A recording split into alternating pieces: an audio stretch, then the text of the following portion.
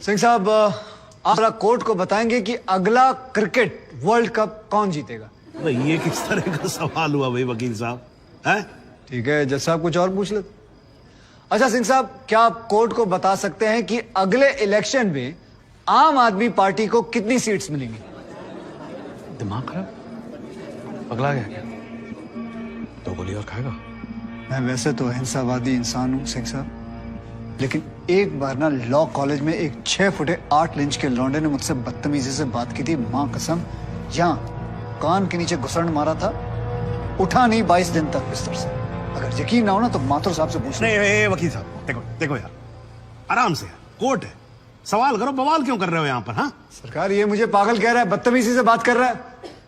सिंह साहब क्यों कर रहे हो आप बदतमीजी से बात? छोड़ दो ना, जाने दो, आराम से कंटिन्यू प्लीज। चलो एक और बार ट्राई करते हैं सिंह साहब। क्या आप बता सकते हैं कि सलमान खान की शादी कब होगी? अरे वकील साहब क्या बातें कर रहे हो? इंस्पेक्टर हैं वो, जोशी थोड़ी ना है। अगर ये जोशी नहीं है तो फिर इन्हें कैसे पता था कि ठीक सुबह 6:45 पे इकबाल को पेशाब आएगा? कैसे पता था जब उनको पेशाब आएगा तो गाड़ी गोमती नदी का पुल क्रॉस कर रही होगी? इन्हें कैसे पता था कि इकबाल कांस्टेबल भदौरिया की रिवॉल्वर छीन कर भागने की कोशिश करेगा? शादी में तो थे नहीं, फिर पुल पर कैसे पहुंचे तुम? इधर इधर, मैं यहां खड़ा हूं, आप पुल पे पहुंचे कैसे? इत्तेफाक। लो जी, इत्तेफाक। ऊपर वाले के आशीर्वाद से सही समय पे सही जगह पहुंच गए। बाय गॉड, बड़े इत्तेफाक हैं आपकी स्टोरी में सिंह साहब। जनाब, मेरे पास ये इनके 25 एनकाउंटर का कच्चा चिट्ठा है। ऐसे इत्तेफाक कई बार हो चुके हैं इनकी जिंदगी में। अपराधी गोली चलाने ही वाला होता है कि पहुंच जाते हैं शक्तिमान बनकर, और सिर्फ लखनऊ में नहीं बल्कि दूसरे शहरों में भी। जनाब,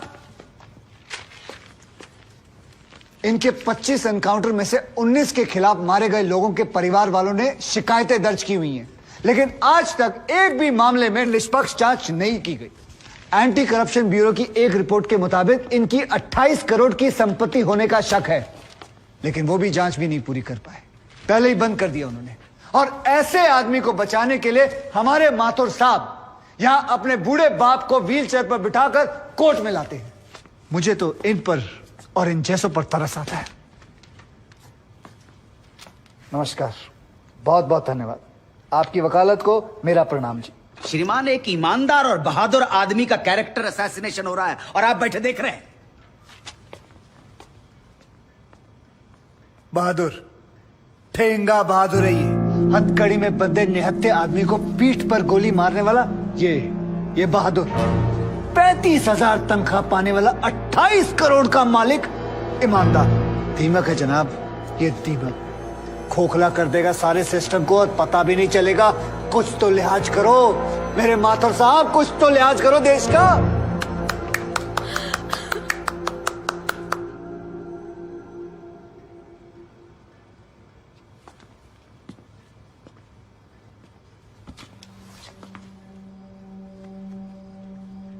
मैं जुगल किशोर माथुर साहब का दर्द समझ सकता हूं। मेरी वजह से तो एक औरत ने अपनी जान ली थी और मैं महीनों चैन से नहीं सो पाया था। लेकिन माथुर साहब ने तो अपनी बेटी, बहू और पोते को खोया। उनका दर्द उनके अलावा इस कोर्ट में सिर्फ एक ही आदमी समझ सकता है, सहूर सिद्दीकी साहब। इन्होंने भी अपनी बेटी, दामाद और होने वाले नाती को खोया है। दर्द में ये दोनों एक जैसे हैं जनाब। अब इन्हें जुगल किशोर सिद्दीकी कहूं या फिर इन्हें सहूर किशोर माथुर, कोई फर्क नहीं पड़ता। जनाब, गोमती नदी के पुल पर उस दिन 2 जानें गई थी। एक 12 घंटे पहले दूल्हा बने, हाथों में मेहंदी लगाए इकबाल कासिम की थी, और दूसरी 20 दिन में रिटायर होने वाले कांस्टेबल बलदेव सिंह भदौरिया की। और जनाब, ये हैं कांस्टेबल भदौरिया की पत्नी, जो अपने पति को खो चुकी है और जेल में बंद अपने बेटे की बेल करवाने के लिए कोर्ट के चक्कर काट रही है। अब इन्हें क्या कहेंगे माथुर साहब? मुस्कुराइए, आप लखनऊ में। सच सुना तो नजरें फेर ली। माथुर साहब, ओ माथुर साहब, इत्तेफाक सिर्फ तुम्हारे साथ नहीं होते सिंह, ऊपर वाले की बड़ी कृपा है मुझ पर। इस दफा एक इत्तेफाक मेरे साथ भी हुआ है। बाय गॉड, मजा आएगा। पंडित जी को लाइए, लाइए जल्दी।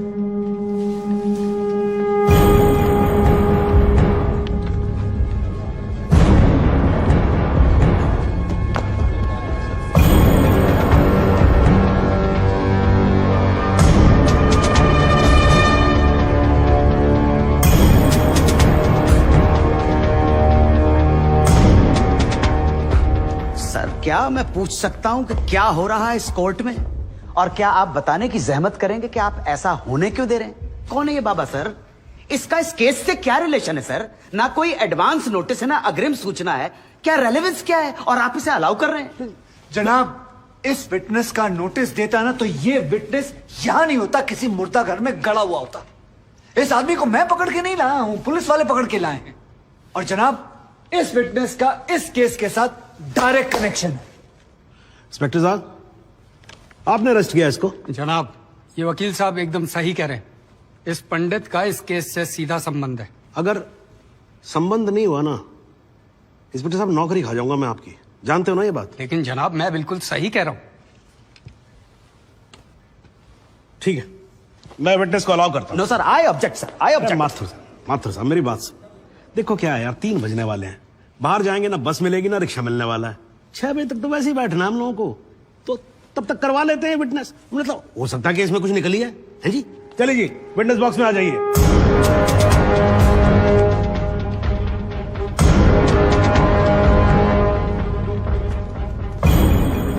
नमस्कार पंडित जी, क्या हाल है आपका?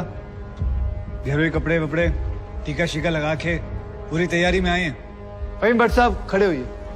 कोर्ट को बताइए कि इन पंडित जी का नाम क्या है? मोहम्मद इकबाल कादरी। है जी? मोहम्मद इकबाल कादरी। मोहम्मद इकबाल कादरी। इसको कहां से अरेस्ट कर लिया जी आपने? जनाब, मथुरा से 1 साल से वहां छुपा हुआ था, साधु का भेष बनाकर। ये तो कमाल हो गया। जज साहब, इंस्पेक्टर महोदय झूठ बोल रहे हैं। हमारा नाम इकबाल कादरी नहीं है, हमारा नाम तो रामकृष्ण सारस्वत है। हम तो निरीह ब्राह्मण हैं, ब्रह्मचारी हैं। हाँ, जम्मू के रहने वाले हैं, उस वजह से भाषा में थोड़ी कश्मीरी झलक है, लेकिन हम वो नहीं है जो बताया जा रहा है। ये देखिए हमारा आधार कार्ड और voter ID card. Om Prakash ji, जरा लेके आओ उसे। लाओ जरा, फटाफट लेके आओ। जनाब, ये पंडित सरासर झूठ बोल रहा है। इसने पुलिस को खुद स्टेटमेंट दिया है, जिसमें इसने खुद कहा कि ये इकबाल कादरी है। कंधे के ऊपर उत्तर प्रदेश पुलिस के 2 स्टार लगा रखे। इतना मालूम नहीं है कि पुलिस को दी गई स्टेटमेंट कोर्ट में एडमिसेबल नहीं है। जनाब, ये इंसान एक ट्रेंड मिलिटेंट है। नकली आधार कार्ड बनाना कोई मुश्किल काम नहीं है, आप अच्छी तरह जानते हैं। और फहीम भट्ट भी इसको आइडेंटिफाई कर चुके हैं। सर, ये अपनी आइडेंटिटी छुपा रहा है। श्रीमान यहाँ आइडेंटिटी छुपा नहीं रहा है, अपनी आइडेंटिटी बता रहा है। कैसे बताएगा अपनी आइडेंटिटी? हम सब कैसे बताएंगे सर? आप सुंदरलाल त्रिपाठी हैं, मैं प्रबोध माथुर हूँ, ये पंडित जी हैं कानपुर वाले। कैसे पता पड़ेगा? किसी आधार कार्ड से, राशन कार्ड से या पासपोर्ट से। सबूत आपके सामने है सर, संदेह की कोई बात ही नहीं। और वैसे बता दूं सर, निवेदन कर रहा हूँ, ये जो पंडित जी है ना, ये ऑलरेडी झूठा गवाह पेश कर चुके हैं। बार एसोसिएशन ने इनका लाइसेंस रद्द कर दिया। चंद घंटों के मेहमान है ये वकीलगिरी से सर, इनकी बात को सीरियसली नहीं लिया जाए। माथुर साहब, चंद घंटे तो है ना, लड़ लूं ना, तब तक तो लड़ सकता हूं ना। जॉली साहब, ये देखो यार, कोर्ट में लड़ने वड़ने की बात मत करो आप। नहीं, माथुर साहब एकदम ठीक बोल रहे हैं। मुझे लगता है पुलिस से कोई गलती हो गई है। बाबा जी सॉरी, आप जा सकते हो।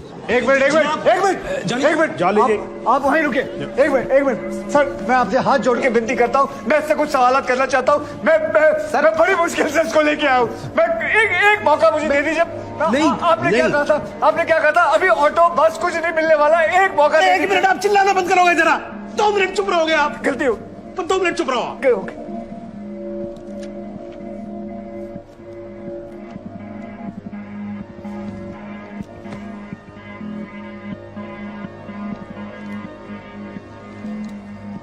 ठीक है, मैं विटनेस को अलाउ करता हूं। अरे सर, अब क्या सर? माथुर साहब, I think court has the right to decide. Okay जी, and court has decided. Please.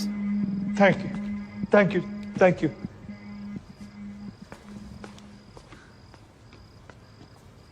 तो आप निरी ब्राह्मण ब्रह्मचारी, तो फिर धर्म का बड़ा ज्ञान होगा आपको। अवश्य है। मैं भी कान्यकुब्ज ब्राह्मण हूं, वो भी जनेऊधारी। तो चलिए दो ब्राह्मणों के बीच में शास्त्रार्थ हो जाए। पूछिए क्या पूछना है। चलिए गायत्री मंत्र सुनाइए। ओम भूर्भुवस्व तत्सवितुर्वरेण्यम भर्गो देवस्य धीमहि धियो यो नः प्रचोदयात्। बहुत बढ़िया, पूरा नाम बताएं। रामकृष्ण प्रेमकृष्ण सारस्वत। धर्म, हिंदू। हिंदू धर्म में कितने वेद हैं? 4। नाम बताएं। ऋग्वेद, सामवेद, यजुर्वेद, अथर्ववेद। 4 युगों के नाम बताएं। सतयुग, द्वापर, त्रेता, कलयुग। वर्ण कितने हैं? 4। ब्राह्मण, क्षत्रिय, वैश्य, शूद्र। आपका वर्ण क्या है? ब्राह्मण। कौन से ब्राह्मण?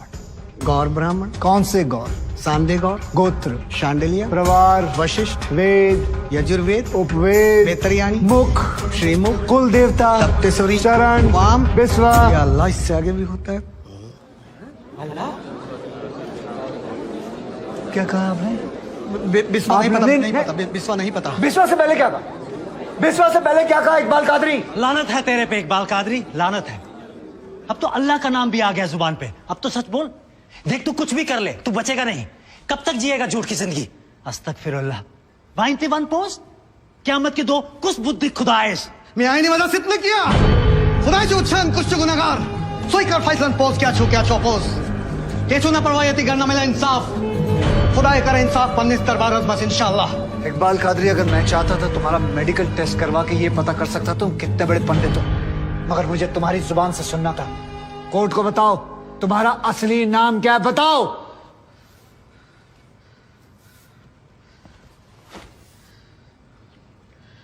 जज साहब, मेरा नाम मोहम्मद इकबाल कादरी है। मुझे सिंह साहब ने अरेस्ट किया था। मैं उनकी कस्टडी में था, लेकिन उन्होंने मुझे कोर्ट में पेश नहीं किया। मैं जानता था कि वो मेरा एनकाउंटर करने वाले हैं।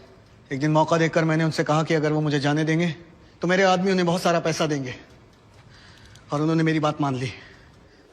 इसे लेके कहाँ जा रहे हैं? सिंह साहब ने आजाद कर दिया सर। जा रहा आजा। सिंह साहब को कितने पैसे दिए? 50 लाख, 25 लाख एडवांस और 25 एनकाउंटर के बाद। आई ऑब्जेक्ट श्रीमान।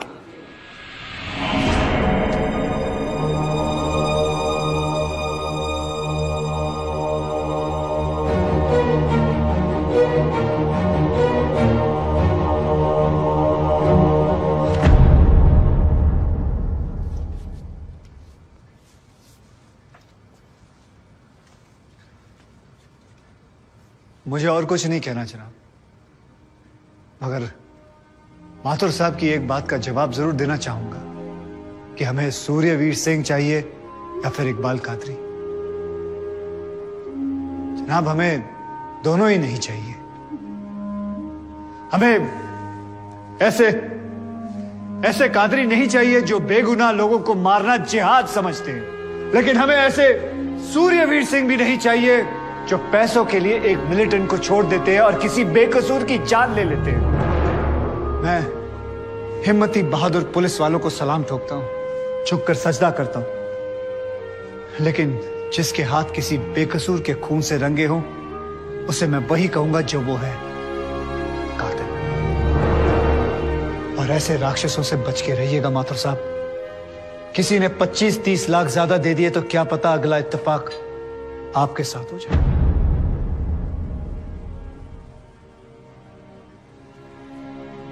अंत में सिर्फ इतना ही कहना चाहूंगा कि इस दुनिया के सबसे बड़े जाहिल ने कहा था कि इश्क और जंग में सब कुछ जायज है, क्योंकि अगर ऐसा है तो फिर बॉर्डर पर सिपाहियों के सर काटने वाले भी जायज है और जवान लड़कियों पर एसिड फेंकने वाले आशिक भी, क्योंकि अगर ऐसा है तो फिर इकबाल कादरी भी जायज है और सूर्यवीर सिंह भी। अब आप ही तय करें जनाब कि ये दोनों जायज है या फिर दोनों नाजायज।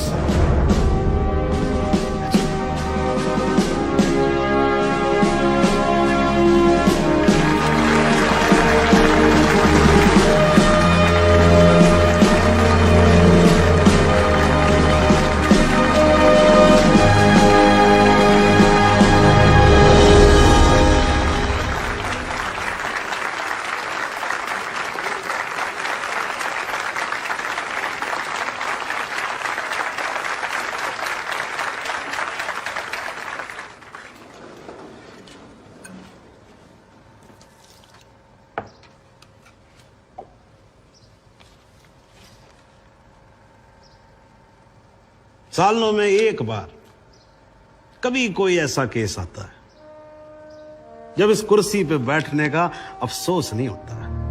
नहीं तो जी मैं तो रोज ही कोर्ट आता हूं, बैठा रहता हूं कोर्ट के अंदर, घड़ी की तरफ देखता रहता हूं कि कब 6 बजे और कब मैं उठ के घर चला जाऊं। क्या करें जी, न्यायपालिका की हालत ही कुछ ऐसी है।